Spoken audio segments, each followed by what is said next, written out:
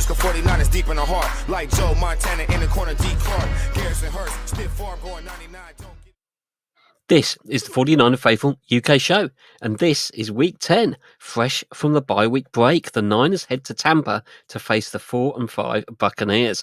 The Bucs are on a short week, having lost to the Chiefs in overtime on Monday Night Football. So for once, the schedule is working in our favour.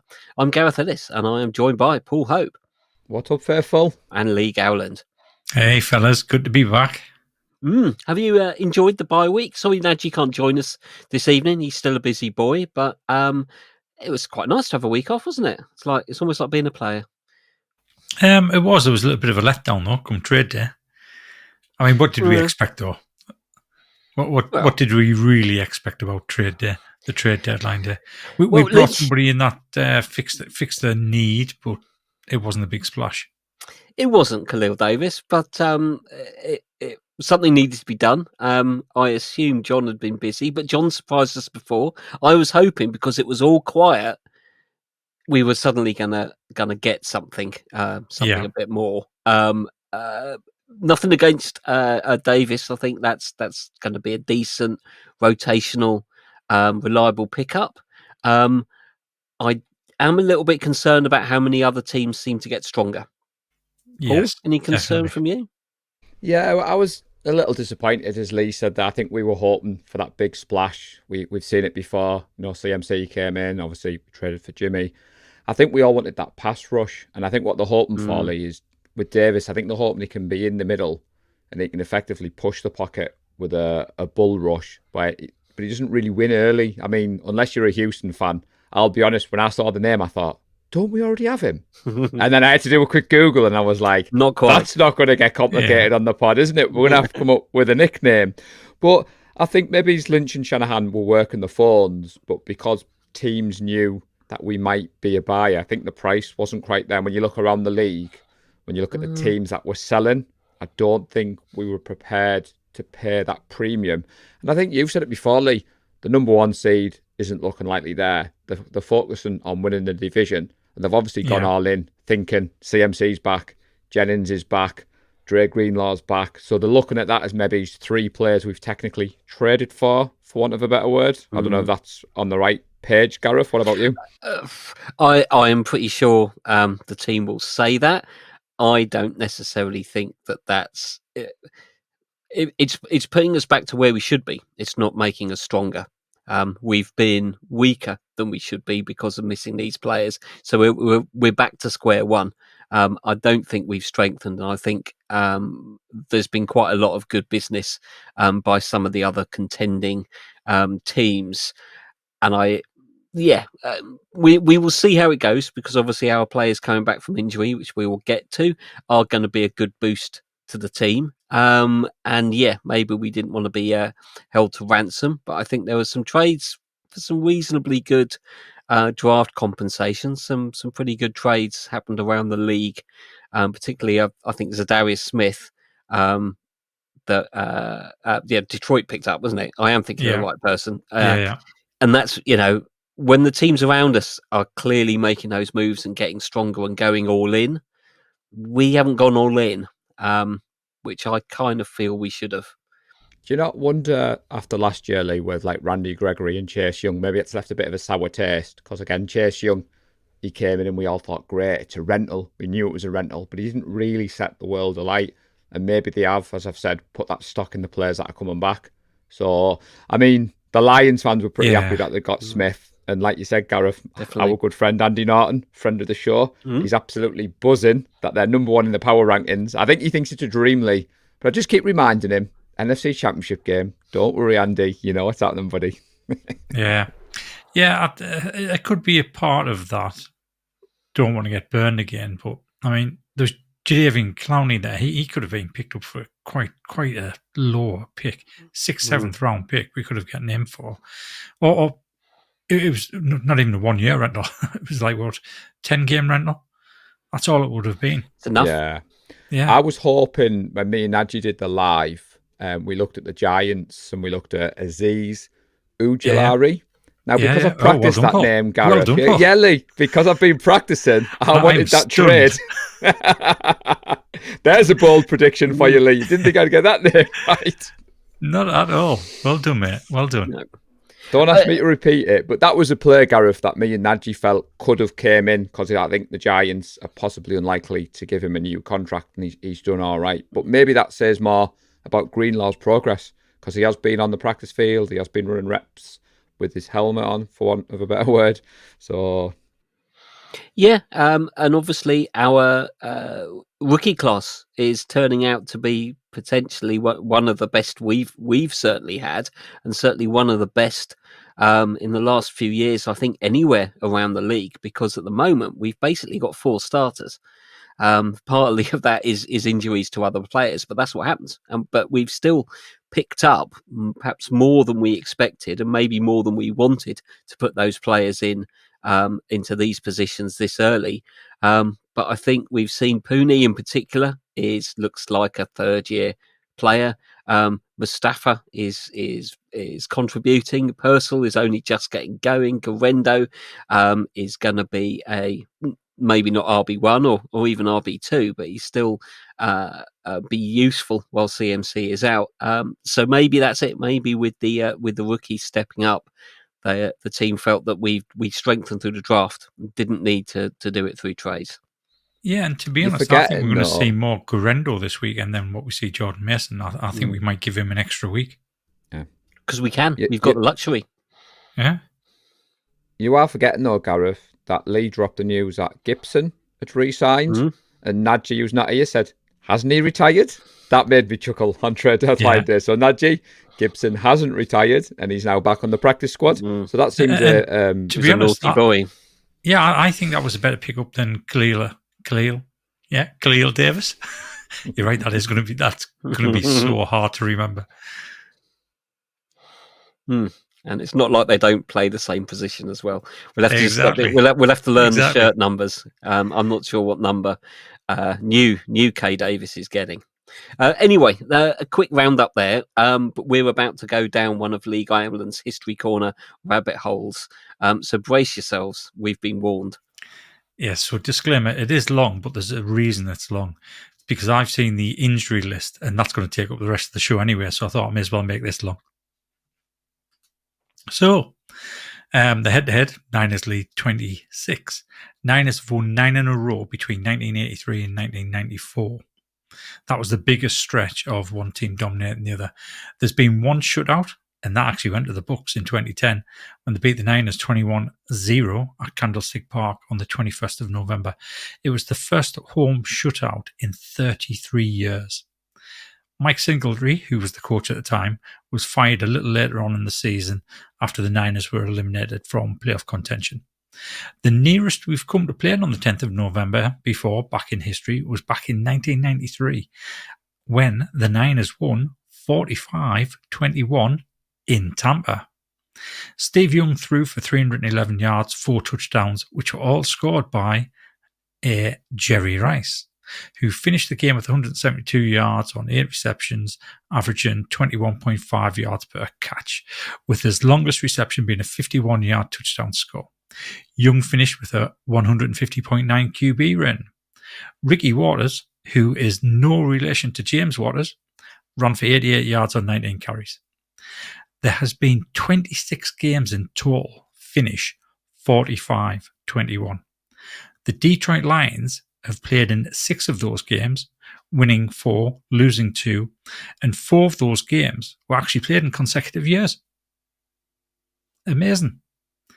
Players to have played for both teams, there was quite a few. There was no Ray Armstrong, unfortunately, so I know you're going to get excited about that. But I think we'll talk about the obvious one, Steve Young. Steve Young was drafted by the Bucs with the first pick in the first round of the 1984 draft supplemental draft. While he was signed to a contract with USFL team, the Los Angeles Express. Young eventually signed a contract with the Bucs in 1986 after the Express folded, but was then traded to the Niners in 1987 after only 1 season and was labelled a bust by the Bucs. So a little bit of a spoiler alert, but they were wrong. Young started as a backup with Joe Montana, filling in when Montana was hurt, which was actually quite frequent in the late 80s, early 90s. Eventually taking over the starting role in 1991 when Montana missed the entire season through injury, and pretty much most of the 92 season. I think Montana came back for one game and got injured again. And there was also some tension within the locker room about the fact that Montana had walked straight back into a starting job, even though Steve Young had played so well in the season and a half that he played. So Montana was traded to the Chiefs in 93, which meant QB1 was no longer up for question. It was Young's job.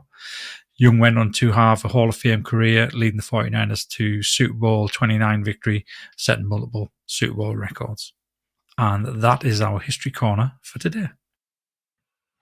Thank you, Lee. That actually wasn't as bad as I expected in terms of I actually length. thought I might. Yeah, I thought I might rattle through that quite quickly. To be honest, good. Yeah. What you meant to say, Gareth, is it wasn't as lengthy as El Presidente warned off camera. Not that it wasn't as bad, because that makes it sound. No, it was informative. I do like these trips down memory lane, and it's good for the youngsters to be reminded of some of the history. So it's always interesting. Bit geeky on some of the scoregamis there, I think, and the amount of times certain scores have come out. But there we go. We cater to all tastes, including maths geeks. So there we are. Nothing more to say. Should we go back into the present and look at the injury reports? Yes, please. Let's do that. Some mixed reports for the Bucs off their short week. I really just listed the players who have not practiced so far. We are recording Thursday. QB Baker Mayfield. I assume, I haven't really heard much about that, so I assume that's sort of a rest or something niggling. Wide receiver Mike Evans, I think he's definitely out. I thought he might be done for the season, but he still was on the injury report. So I heard 2 to 3 weeks, which means he should be missing. Yeah, he should be missing against us. He's still not practiced. Yeah, I don't think they can put him on IR because of the amount of players they've got on IR, and some of them they might want to bring back. So if they put him on IR, then one of the players that they want to bring back, they're not going to be able to. Mm-hmm. And obviously they're still in playoff contention. Yeah, I think they're suffering as well, chaps, from the short week. So when I was prepping earlier, Gareth, I think when we did it last year, when we came in our short week, I don't think they're actually practicing. I think they have to put a practice report out, but I think they're trying to make the most of the short week, and I think they're going to do a few walkthroughs. So it's a difficult one preparing on the Thursday night, because as you said, you're looking at the injury report. I mean, Mayfield will be playing. I think so. I think it's a resting, isn't it? But two other wide receivers were on the list, Jalen McMillan and Sterling Shepard. And wide receiver has been a bit of a struggle, I think, for the Bucs this season, with Godwin's out for the season, certainly. And Mike Evans is likely to be out entirely. So a bit beaten up. Some players on limited practice, again, difficult and a bit boring to go through all of them. But the Bucs are a little bit battered at this point of the season, and obviously coming off that short week. The Niners injury report is looking better. Unfortunately, we'll start with most people have heard the news that Javarius Ward very sadly lost his daughter. I think just after or very soon after the last game. He is taking personal time out, fully understandably, and we wish him and his family all the best as they deal with the worst possible thing that can happen. And it kind of puts football in perspective. So thoughts with him. Few other players not practicing so far, Kevin Givens and Chris Conley, but quite a few on limited. Not usually a good thing, other than when we go through the list of names. John Feliciano, Joan Jennings, Ute Gross Matos, Jake Moody, Debo, and CMC. All back on limited practice. Good news there, isn't it, lads? Getting healthy. Yeah, definitely. Great news. Do you think fantastic, isn't it, Lee? It is.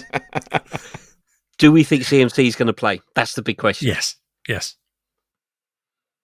I think Kyle's been quite coy. The journalists have been trying to press him on, are we going to see the usage that we saw last year? And I don't think he's going to be put into that position straight away, Gareth, but I think our struggles in the red zone And touch wood, as we're recording on Thursday night, he hasn't had any setbacks in practice. And Trent Williams spoke to the media and was like, it's amazing to see him out there. And I think Brock had talked about the first time he went to do a play action practice, and he said he held the ball out and he saw McCaffrey flash towards him. He was like, the boys are back. And seeing that, I was like, yes, we're back. Which is reflected in the bold predictions, everybody. But you'll have to wait for them till later. Good. Good to see Joanne Jennings back as well. I think Gross Matos as well. We need that depth on the line. Jake Moody. Interesting to see whether he's good to go or whether we stick with the kicker whose name escapes me because we've gone through so many. We actually got rid of him. We got rid of him. So there we go. Moody better be starting. Well, there we are then. So it's Moody or Yuli. So my money's on Jake. Wouldn't be Lee Gowland, but there's a certain Scotsman who I reckon they could pull down from the stands. Yes, Brett Sinclair, this is your moment. I'll tell you what, he'd be about as useful as a one-legged man in an ass-kicking contest. Yeah, some of the UK faithful will be at the game, so we will keep an eye out for them. We will. Well, actually, there's the thing. So I'm not sure whether or not you two know about this, but you might see them on San Francisco website on the social media accounts. The 49ers reached out to me, I think it was yesterday, asking if there's going to be any members in Tampa Bay, of which I sent them a full list of people that's going out there.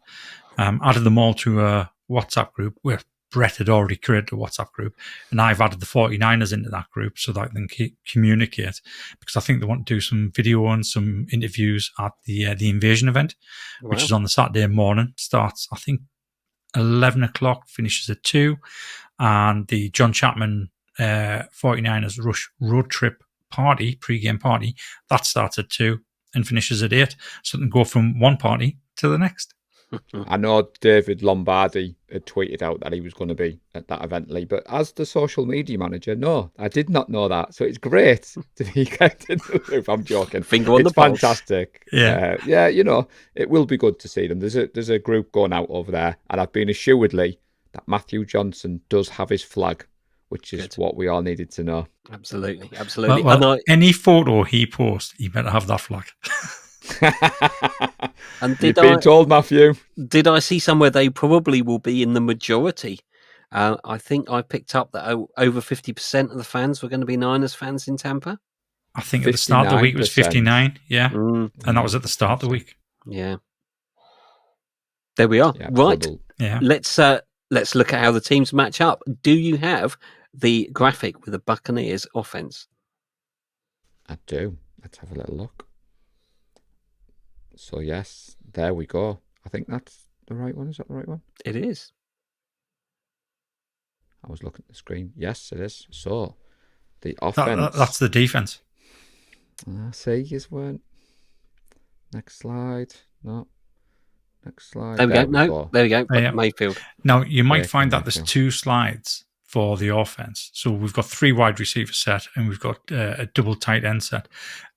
Tight end, yeah. The reason I've done that is because I have a feeling they'll play a lot more double tight end than what they play 3 wide receiver sets, purely because of all the injury worries they've got at wide receiver, and the fact that out of our pass defense and rush defense is not as good. So I think they may rush the ball a little bit more.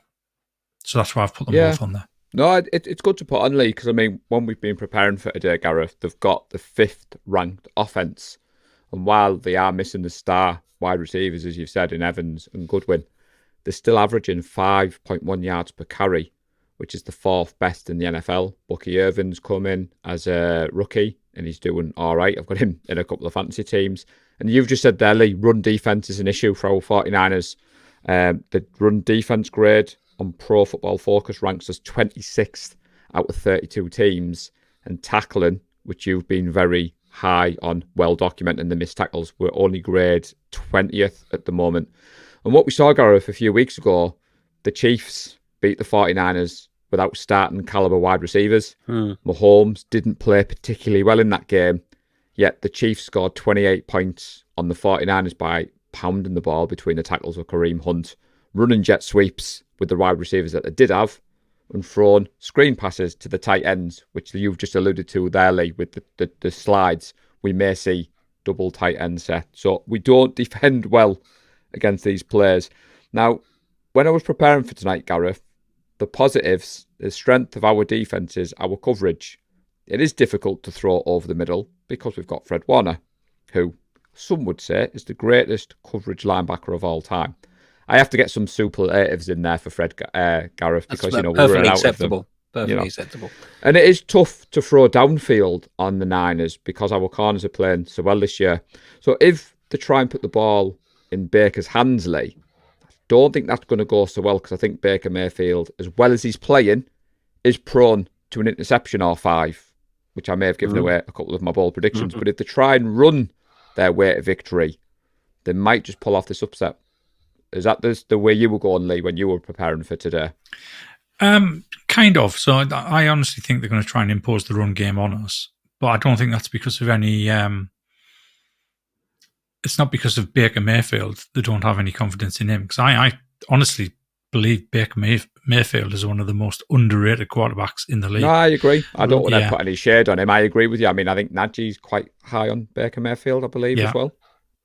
Yeah, I think ever since he made that move to Tampa Bay, he started to play a lot better. He's got a lot more confidence. It's obviously the coaching staff have got plenty of confidence in him. And when he had both Godwin and Mike Evans there, he was playing really well and they're putting up some fantastic numbers. But yeah, I mean, the reason I went for the 2 tight ends is because I just look at that and think, you know what, this is the way, if I was them, this is the way I would attack the 49ers. Yeah. Because that's where the weakness is. Play to their weakness. You've got to remember as well, they brought in a new offensive coordinator. So Liam Cohen was brought in to replace Canales, who went to become the head coach of the Panthers. And the offense he's put in place, Lee, is delivered. I mean, one of the best offenses in the league this year. Mayfield is on pace to shatter his single season best for passing touchdowns. And they've had to, Gareth, because we'll get onto their defense in a minute. Their defense hasn't been very good. So the offense has had to keep them in games. I mean, Greg Orman from Fox Sports, he posted a stat about that. Despite leading the NFL in scoring from weeks 5 to 8 with 138 points, the Bucs are 1-3 in that span. Yeah. And they're the only NFL team in the top 19 in average scoring to have a losing record. And that's what I wanted people to understand when I was preparing for this. I didn't stay up for the Chiefs game, but I watched it back in the game in 40. And they pushed the Chiefs to overtime. They could have arguably won that game if things went their way, Gareth. And obviously we saw what the Chiefs did to us. So I am a little bit wary of this offense going this game. I'm not saying that we're going to lose this game, but I am a little bit kind of apprehensive that if everything clicks, they could do well on the night, couldn't they, Lee? Yeah. I mean, you've taken the words out of my mouth there, Paul. It's been a crazy season for the Bucs. It's been absolutely crazy. I mean, they opened up the season by beating Washington at home, who are a good team this season. They are looking like a proper playoff contender. And then they went and beat Detroit on the road, but then lose to the Broncos at home. I mean, it's just inconsistency. It's crazy. They then go on and beat the Eagles, who aren't a bad team. They lose to the Falcons. It's a divisional game. It's always a coin flip. Then they go and obliterate the Saints in New Orleans and then lose a 72-point game against the Ravens. But that 72 points was actually quite close. I think there was 10 points in it. And they fought them to I think it was 41-31. But then they drop another one to the Falcons again. It's an interdivision game. Before they're narrowly beaten by the Chiefs. So they've had a strange season and they're putting a lot of points on the board, which makes you think it should be a close game. But I don't quite think... I've got this feeling. I mean, they've got the potential to beat us. They've shown that by beating Detroit, beating the Eagles, the way they've played. I mean, they beat, like I said, they beat the New Orleans Saints. They absolutely obliterated them. But they kind of fell off a cliff after week 2. I think they were so dizzy, got a nosebleed and passed out. So they've got the potential to beat us. But I do wonder whether their injuries, our returning players, the fact that they've had to play overtime on a short week and the benefit that the Niners are getting due to the bye week is going to be too much for the Bucs to mount a challenge. Yeah, I honestly don't. I mean, they are on a 3-game losing streak at the moment as well. And I think they are, do you know, like last year when we were on our 3-game losing streak, we were waiting for the bye week. I think that's what the Buccaneers are waiting for. This may be a game too much. What I wanted to say before we moved on, Gareth, as well, very similar to us, the way that they've had success is with the run. They do a lot of zone blocking. So our front seven's going to have to be prepared to wait for those gaps and try and plug them. And Irvin's been quite good at attacking those gaps from what I've seen. I picked him up in a few fantasy teams because I'd seen a few people rate him highly coming out of college. But like you said, Lee, I'm confident in our defence, and I think the bye week has come at the right time for us. What do you reckon, Gareth? Me and Lee have done a lot of the talking, so I'm conscious that you haven't had your chance. No, that's to say, good. That's you can always do all the heavy lifting. I think there's very little else to add there. I think you're right. I think they're going to try and run the ball and run the clock, particularly if you're tired. You're going to try and want to keep that defense fresh as they can. They're going to want to try and control the clock. They haven't necessarily got the firepower through the air, though. As you've said, Mayfield he's in this group of quarterbacks who struggled in their first few years, and is suddenly turning into a really, really good quarterback. And there's several around the league. And I think Mayfield, particularly, it's his maturity. He's grown up a lot. And I think, and he's just ditched all the circus and theatrics that was around him. And he's just playing football. And he's getting really good at running an offense. I think we're going to have enough on the defense to blunt their firepower that they have got. I can definitely see us stuffing that run, stacking the box, and forcing Baker to try and have to find these receivers. And when you're throwing at your third and fourth choice receivers, they're just not as good.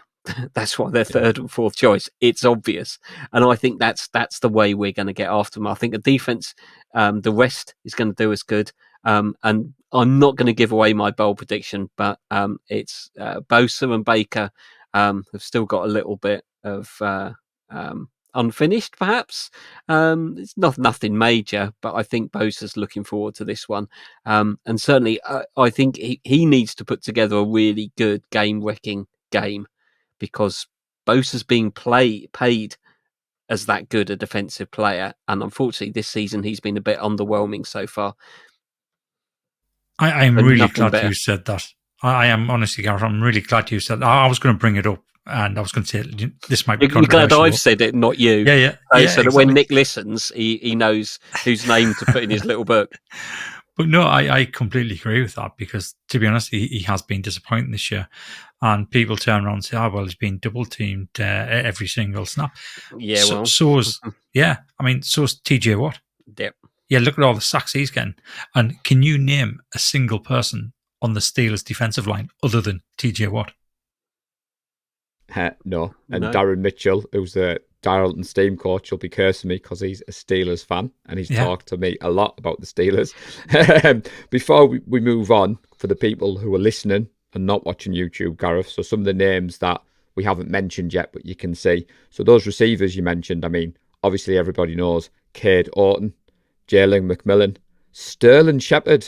Yes, Sterling Shepard still in the league. And Trey Palmer are those receiving targets you talked about. And the two-headed monster of Bucky Irvin and Rashid White are the running backs that kind of alternate. I don't have the tight end names. That was Lee's. It's Orton, the tight end, Lee. Orton's a tight end, but he seems to be his receiving. So depends on pick your poison, but they're the names to look out for on the offense, just for those people who are listening and not watching on YouTube. We are facing the Bucs, I think, at a good time. Obviously, coming off the bye week, and they're on the short week. And as you've said, I think they're going to be looking for their bye and have one eye on that, perhaps more than this game. Though 3-game losing streak, 4 and 5. If they're falling behind, they will be expecting to make the playoffs. I think the Buccaneers. So there was a good start that I read tonight while I was preparing for this. If they beat us on Sunday, their odds of making the playoff increased to 54%. If we beat them, it drops to 23%. It So does, it is a but pivotal game for them. I was about to say, I'd seen that, Lee, because the article I'd seen said that whilst the Buccaneers will not lock in a playoff spot with a win or eliminate themselves with a loss, I then give those stats I think said, you and read I thought, exactly wow. the same as me, Yeah. because that was the words. And I thought, wowzers at first, and then you saw the stats and you were like, so I think in the same article, there was a quote from Baker Mayfield, Lee, where he's saying, we've all been in these ball games and we know we're going up against the defending NFC champions. So what's good, I think, Baker's kind of learned to be that leader of the locker room. There's no bulletin board material, which I know some people in our group have been worried about. He's been saying all the right things about the defending NFC champions. So it's been good to see. Great stuff. Thank you, Paul. Let's flip it over. Easier said than done. Gowland has handed me the controls. So that looks like... So again, Lee, there's 2 slides for the defence. Is that right? Yeah, so one's got the nickel back on. The other one is just your base defence. So we're on the base defence at the moment. Still a strong defence. Yeah, I was going to say, Gareth, I mean, they've got a new look this year, and that's not to do with Todd Bowles, because obviously he's the head coach.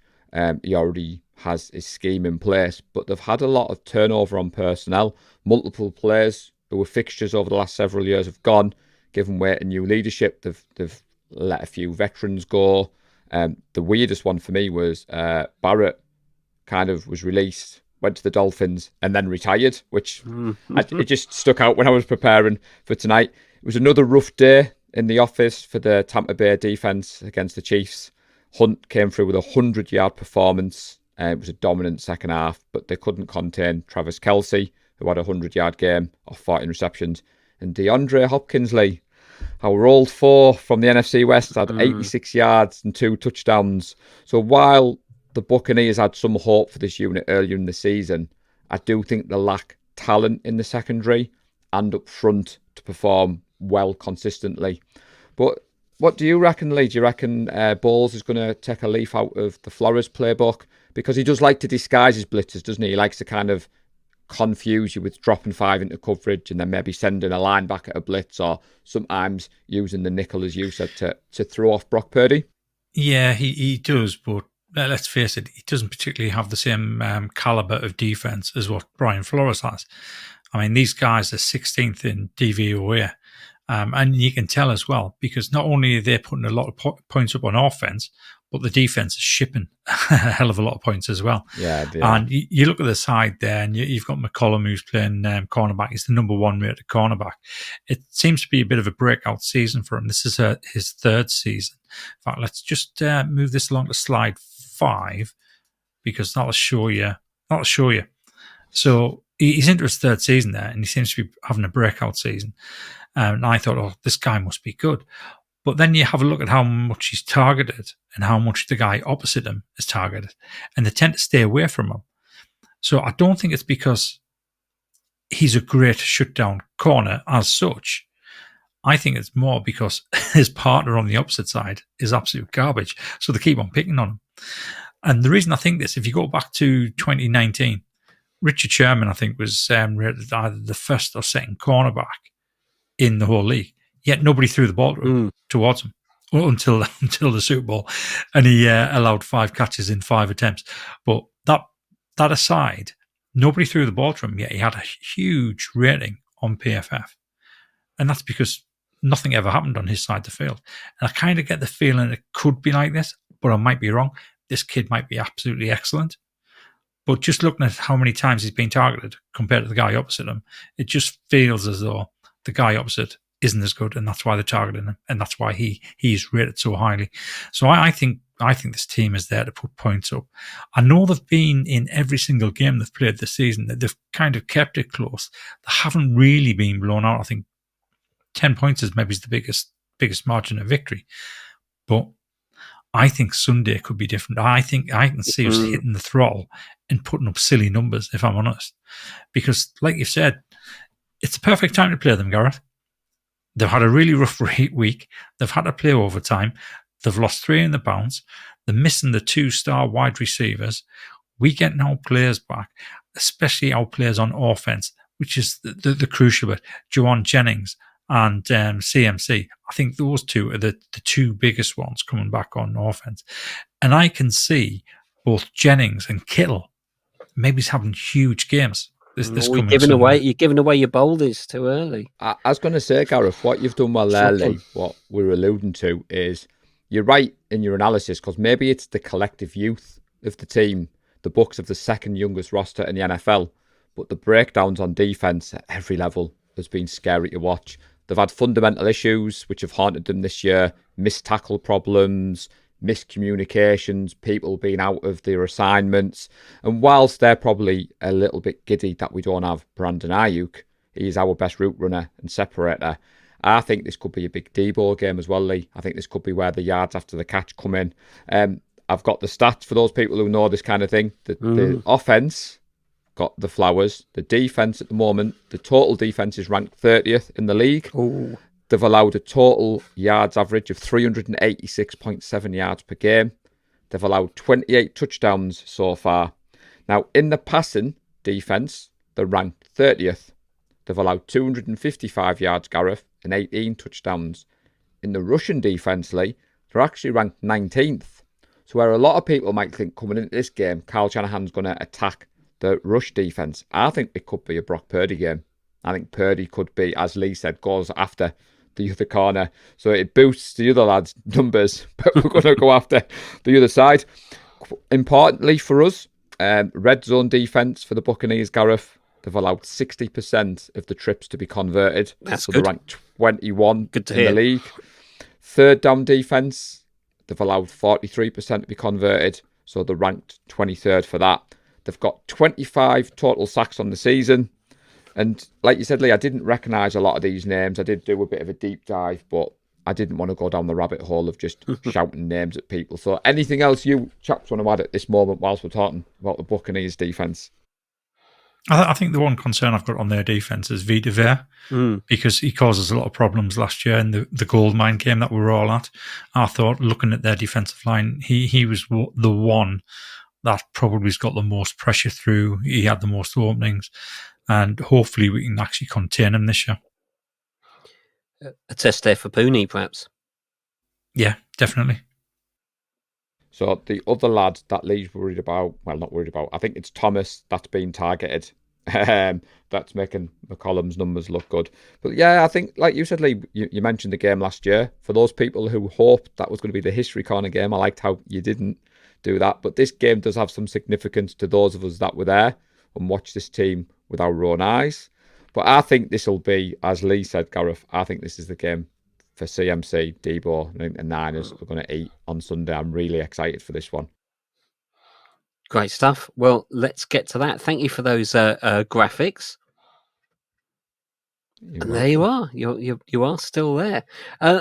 The betting lines, the Niners are 6.5 point favourites, which on the road, again, is pretty huge. We have been favourites every game this season, which isn't too bad for a 4-4 team.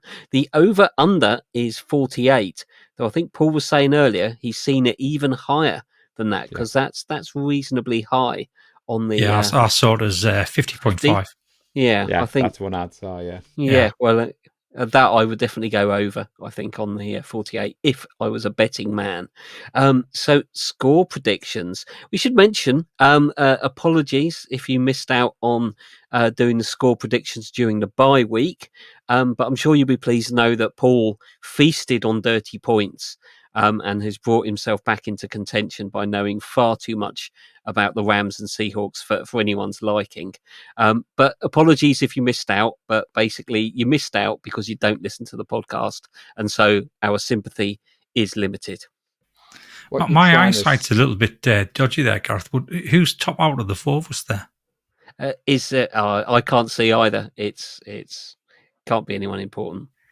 You can have your moment. However, Mark Welsh, who listens to the pod, I took great offence to a broken clock is right twice a day. All I will say, Gareth, is we've had 2 100% scores on this show. So, Lee, whilst you were top, buddy, I know it's beating at you that I've had 2. Yeah. I know fine well it was. As soon as I saw that score, anyone who knows me, Gareth, knew I wasn't picking the Seahawks win. There was no way on this earth I was picking the Seahawks win. But it's a game of luck, this. I plucked a number out of the air, and I was right. But it's got to be right back in contention. So the worst thing is, Paul, Good. my original score I had down was 26-20, and I just changed it to 28-20 because you went 26-20. I must admit, I'm so glad they scored that touchdown in overtime, because could you imagine if we'd gone for the 2 points? Yeah. But yeah, it was a good way for us to enjoy bye week, Gareth. Like you said, I stuck red zone on, and then obviously keeping an eye on the games. It was quite nice to kind of have some skin in the game, for want of a better word. Yeah, great stuff. So yes, unfortunately, Lee is leading, followed by myself, Unfortunately, Paul, and then Nadji. Very, very unusual territory for Nadji. Fourth, I think he's not going to like that. Do you have any advice? He's going to have to Nadji predict better. Yeah, definitely predict better. Okay, so yeah, I guess I have to go first. You do have to go first now, Lee. Look at the smile on his face. I love it, Lee. Like I said, I think this is going to be a game where they get beat by more than 10 points. So 10 points, I think, is the biggest spread that they've been beaten by this season. That was against the Ravens in that 41-31 game. I think we're actually going to put 35 points up on them. And you know what? I still think that might be a little low. So I think it's going to be 35. And even though they've done well to score the points, and they did well to score 24 points against the Chiefs, to be honest, especially away from home, I just think it's going to take a toll on them this week. So I am only putting them down for 20 points. So 35-20 is my win. Very nice. I guess it's me next. Similar to you. I think I'm going to go for a Niners win. No surprises there. I've got the Niners 33, Bucs 23. We haven't had a prediction. Have we had a prediction from Nadji? We haven't. We're going to put down a 0-0 draw. 0-0. A 0-0 tie. Yeah. What happened, Gareth, is El Presidente set a dangerous precedent that if you're working or you're busy, you don't have to put your score before we go. No. That wasn't it. That wasn't it. I love it. So with Nadji being last in the table, I think it's only right he can put his score in whenever he wants. That's true. Because I think the last person in the table, they're going to have the advantage anyway, so they don't need to give us their score as quickly as if you're in third or second, or definitely first. If you're first, you have to get your score in before we record the show if you're not going to be on the show. But no, I think if you're last, it doesn't matter when you get. Only within district. If there's big injury news or something, then it could give you an advantage. But so we'd expect a score tomorrow. It's only a game. I have to remind So what everybody. Lee's trying to say, Gareth, before we hype up my score prediction, is for the pod faithful, we're getting very giddy. You have an advantage because you listen to us fine gentlemen. They're all throwing stuff at whatever they listen to on. But back to the question in hand, Gareth. The 49ers will win this game 31-20. Like Lee said, I've gone over that 10-point margin. And I saw the over-under at 50.5. So if my score comes in, I've gone over that. So it'll be 31-20 to the 49ers on Sunday. Fantastic. Take any of those. Some boldies. I've got Bosa. Time to show out. He should be in a good mood this week. So 3 sacks. Oh, I had the same, Gareth. So I like it. So we'll do defense firstly. Keep it interesting for those listening. Oh, okay. I've got 3 turnovers, just while you were thinking there. So I think Baker's going to throw 3 picks. Warner, Lenore, Mustafa. There, put my money where my mouth is. I'm going to go for a Warner pick and a forced fumble. Actually, no. I'm going to go for the hat trick. I'm going to go for a Warner forced fumble, a Warner interception, and a Warner sack. I think that happens on a goal line stop. So I'm going to be a bit specific. I think we're going to see the Buccaneers put together a good drive, Gareth, and then right when they think they're going to slam one home, Lee's boy's going to come in. It's going to be a goal line stop, and we're going to all celebrate. I think that'll be a good momentum shift in the game. I've got Ronaldo Green, 2 interceptions. Like it. That's it on defense. Anything more on the D? No, that's all I've got. Well, we've got to have some offense. I've got a Kittle game, 100 yards and a pair of tuddies for George.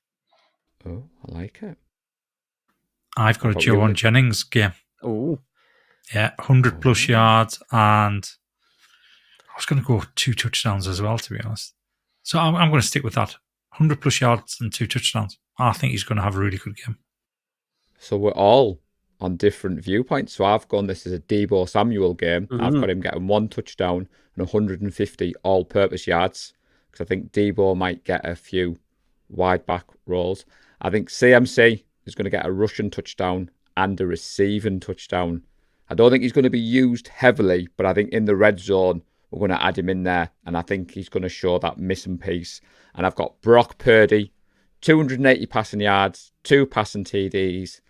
Are they going to stop short of a perfect passer game, Lee? Because that was so last year, if you know what I've done there. But I think we have 0 interceptions.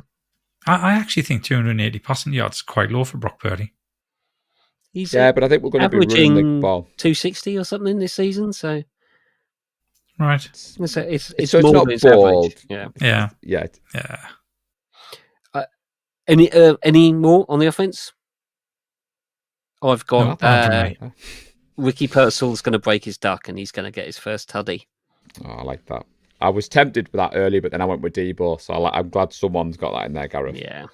He might have a relatively quiet game, maybe like 30 yards and a TD, something like that. I don't know. I've got this feeling as well that Ricky Purcell might have a game. That'd be good to see. You're just going to guess if every single player at 100 yards is going to have a game. And then hopefully one of them will be right. Well, there we go.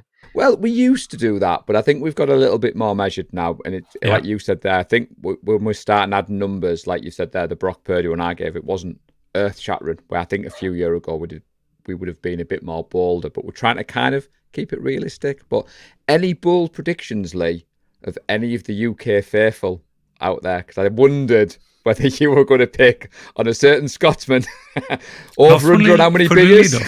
Funnily enough, so he's a bold prediction. Although Brett doesn't do 5-ball. I was going to say, once Brett gets to the 49er Rush road trip on Saturday afternoon and he sees Frank Gore, hopefully Frank will recognise him as his bodyguard from London. And I can see both Brett and Frank partying. Yeah, that'd be a good one. I want to say that a bold prediction is we see the UK faithful flag on the broadcast, because we know Matthew likes to point out that he's got the flag, so it would be epic if we could see it. So I thought, speak it into existence. And on that note, Gareth, anybody who is joining any of the local watch parties, the Niners have just announced, because it's just flashed up in the corner, home Reds this Sunday. I thought we'd be wearing the white, but I think Tampa Bay are wearing white. So we would be rocking the home Reds on Sunday, chaps. Good. Yeah.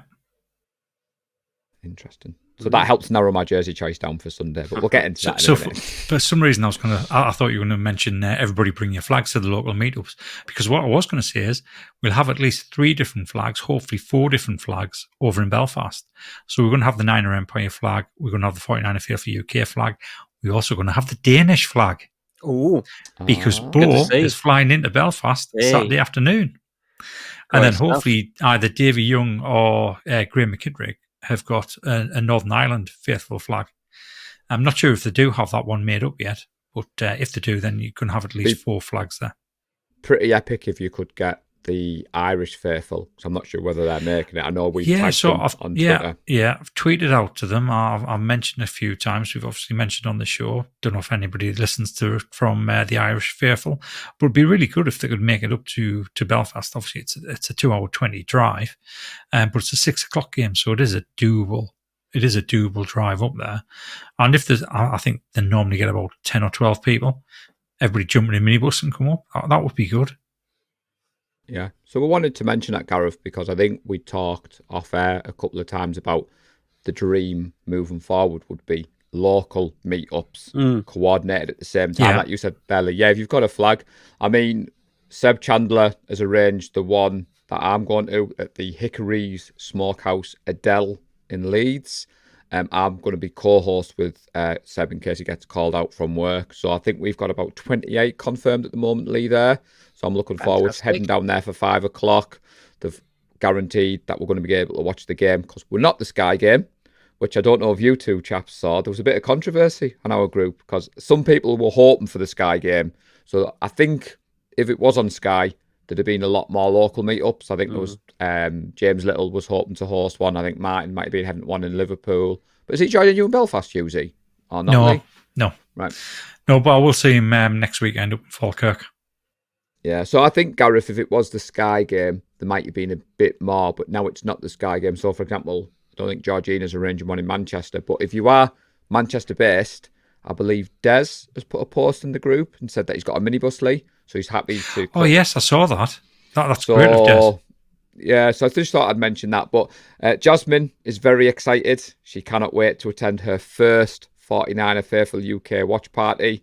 So, Gareth, I said I'd give her a shout out because she's a number one fan. Is she wearing 85? She's got an 85 hoodie and she's got a Kaepernick white jersey. So I think she's going to rock the white jersey but with the hoodie on top. Yeah. So, yeah, nice so I'm excited for that one. Great stuff. Yeah, I forgot there were going to be so many meetups around the country because it was a 6 p.m. game. So, yeah, good to see. No better way to spend a Sunday afternoon.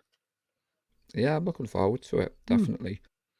So, anything... So there was a good point that David Young made to us. So you can't actually... Oh, there you go. You can see it now. So I'm wearing my poppy. I thought you might have been able to see it on me, but the pop filter is stopping it. So this is the anniversary one for the Falklands War.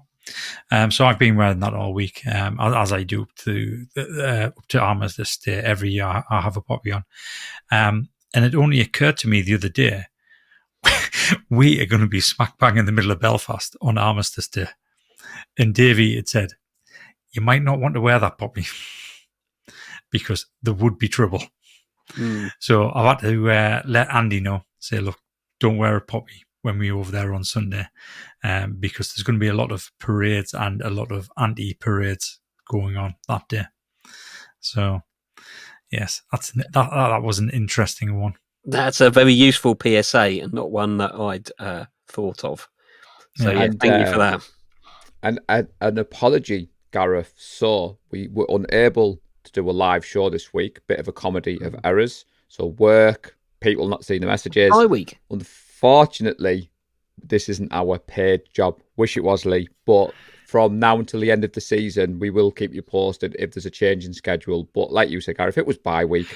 With the election as well, I think and trade deadline, I think when I'd spoke to Nadji was hoping for a blockbuster trade. Yeah. We could have jumped on live Tuesday night. I think that was the plan to kind of keep it kind of fresh. But because we only traded for one player, I didn't get back in time from work. You were busy. Nadji was busy. And to be fair, Gareth, you missed the message, buddy.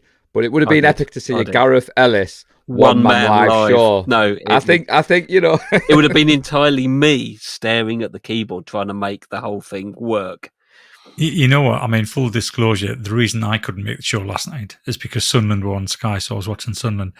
That was a complete and utter waste of 2 hours of my life, so I wish I'd done the live show now. I mean, there is that element as well that I don't do English football, but I have been aware of the last couple of weeks there's been a clash in fixtures. Martin Hughes is multitasked. Martin has bigged us up on social media watching his mighty Liverpool whilst watching us at the same time. So I just wanted to put an apology out there because we do like to do the live show, Gareth, but sometimes life gets in the way. It does. We do our best. We do. So, anything else? If not, let's wrap it up. Thank you, gents, and thank you to everyone who listens and watches the show. If you want Game Time company, don't forget we have our Discord chat. The game is not blacked out, and it will be a 6 p.m. kickoff. The Facebook wall posting will be off until Eric does his post-game reaction thread, and we will be back next week to review the game. We're halfway through the season. The season starts now. It's tight in the NFC West, but it's time to stop messing about and start stacking up those visits to Dub City. Enjoy the weekend and go Niners. Go Niners. Bang, bang, Niner gang. We love the San Francisco 49ers deep in the heart. Like Joe Montana in the corner, D. Clark. Garrison Hurst, stiff farm going 99.